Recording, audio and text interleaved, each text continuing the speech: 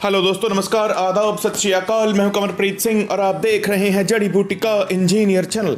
दोस्तों, आज फिर हम एक अलग तरह की समस्या पर बात करेंगे।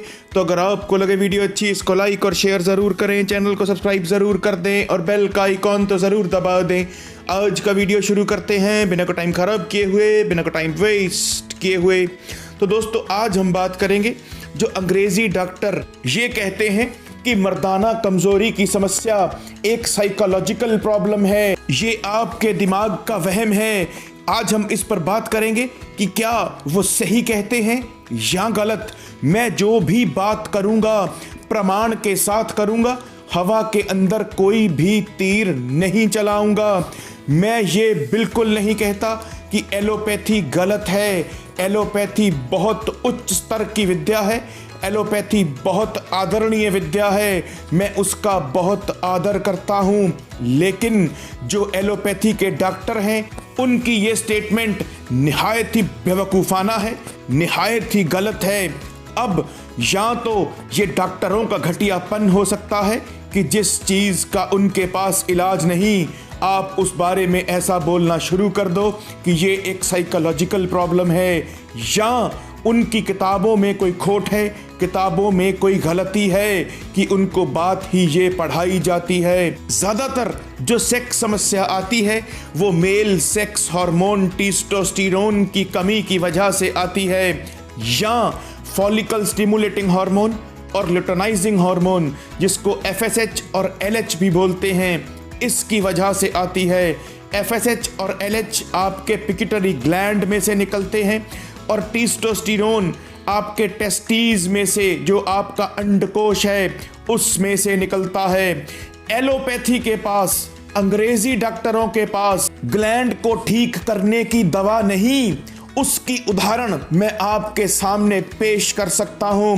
एलोपैथी के पास थायराइड की बीमारी का कोई इलाज नहीं। थायराइड की दवा आपको ताउम्र खानी पड़ती है। थायराइड एक ग्लैंड है और उसमें से जो हार्मोन निकलता है, जब उसके लेवल्स ऊपर नीचे होते हैं तब हम बीमार होते हैं। लेकिन एलोपैथी थायराइड ग्लैंड की फंक्शनिंग को ठीक नहीं कर सकती। आजकल डायबिटीज़ की बहुत समस्या है।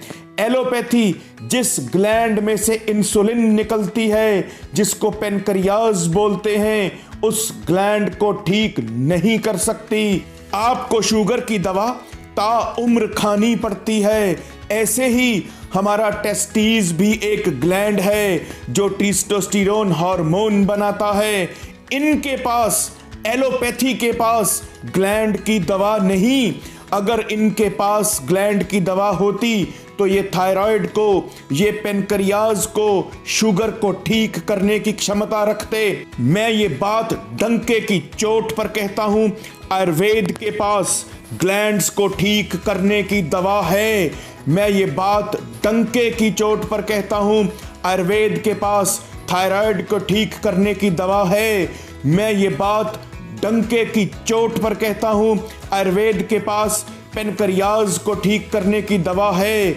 मैं ये बात डंके की चोट पर कहता हूँ, आयुर्वेद के पास टेस्टीज को, मेल सेक्स हार्मोन टेस्टोस्टेरोन को ठीक करने की दवा है।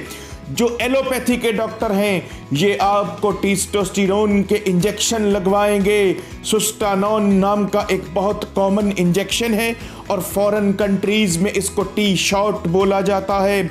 जब आप टी शॉट लगवाते हैं या जब आप टेस्टोस्टेरोन का इंजेक्शन लगवाते हैं, जितने दिनों तक उसका असर आपके शरीर में रहता है, आप स्वस्थ रहते हैं, आपकी मर्दाना ताकत ठीक रहती है। लेकिन जब 2-4 दिनों के बाद उस इंजेक्शन का असर कम होता है, आपको दिक्कत दोबारा से आनी शुरू हो जाती है। मैं ये बात मानता हूँ कि जो भस्मों वाला मार्ग है आयुर्वेद के अंदर, जिसके अंदर आप स्वर्ण भस्म या हीरा भस्म या कुछ और भस्मों का सेवन करते हैं, वो भी परमानेंट इलाज नहीं। जितने दिन उस भस्म का असर आपके शरीर में रहता है, आपकी मर्दाना ताकत सिर्फ उतने दिनों तक ही चरम सीमा पर रहती है। उसके बाद आपकी मर्दाना ताकत फिर कम हो जाती है। लेकिन अगर आप परमानेंट इलाज करवाना चाहते हैं, आयुर्वेद के हिसाब से आपको ग्लैंड्स की दवा खानी चाहिए। ग्लैंड्स की दवाएं लंबी चलती हैं, ये साल 2 साल लंबे समय के लिए खानी पड़ती हैं। तो इसलिए यहां पर आयुर्वेद सही है, आयुर्वेद के पास परमानेंट इलाज है। एलोपैथी इस केस में गलत है, अंग्रेजी डॉक्टर यहां गलत हैं। अब ये या तो उनका घटियापन है या उन्होंने गलत किताब पढ़ी है, इस बारे में मैं नहीं जानता। मैं उनसे सीधा सीधा सवाल पूछना चाहता हूं, अगर मर्दाना कमजोरी की समस्या साइकोलॉजिकल हो, फिर आप उस मरीज को टी शॉट का इंजेक्शन क्यों लगाते हो? फिर आप उसका टेस्टोस्टेरोन का लेवल क्यों बूस्ट करते हो? जब ये बात प्रमाणित है, ये बात सिद्ध है कि जिस इंसान के टेस्टोस्टेरोन के लेवल्स डाउन जाएंगे उसको मर्दाना कमजोरी आएगी ही आएगी। जिस इंसान के FSH और LH के लेवल्स ड्रॉप होंगे या बढ़ेंगे, उस इंसान को दिक्कत आएगी ही आएगी।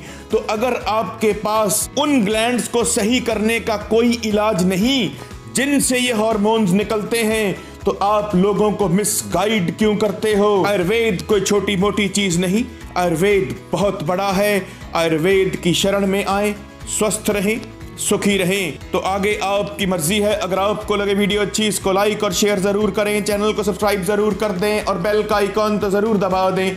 तब तक के लिए शब्बा खैर, नमस्कार, वंदे मातरम।